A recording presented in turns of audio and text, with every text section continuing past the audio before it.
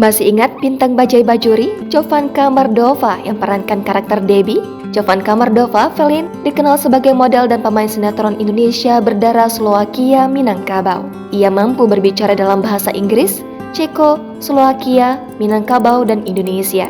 Bertahun-tahun di negeri orang, tinggal di Kanada bersama keluarganya, wanita kelahiran 1978 tersebut akhirnya sempat kembali ke tanah air. Ia diundang ke podcast beberapa para artis. Dalam podcast tersebut, ia pun membagikan kisah kehidupan dan keluarganya usai bercerai dengan sang suami pada tahun 2009. Diketahui, pada tahun 2000 silam, Jovanka sempat menikah dengan pria bule bernama Eugene Vincent Plain. Dari pernikahan itu, ia dikaruniai 3 orang buah hati. 2 di antaranya kini sudah menjadi pemuda tampan bak aktor Hollywood. Selain itu, dalam podcast tersebut, Jovanka juga menceritakan alasannya pindah agama. Jovanka Mardova yang seorang muslim ternyata sudah memeluk agama Kristen sejak tahun 2009. Keputusan Jovanka untuk mengganti agama ini dilakukannya tanpa ada paksaan dari pihak manapun. Jovanka mengatakan, awal mula dirinya pindah agama dari Islam ke Kristen. Ternyata itu semua dilatari karena dirinya berada dalam titik terendah dalam hidupnya, sekitar 10 tahun silam.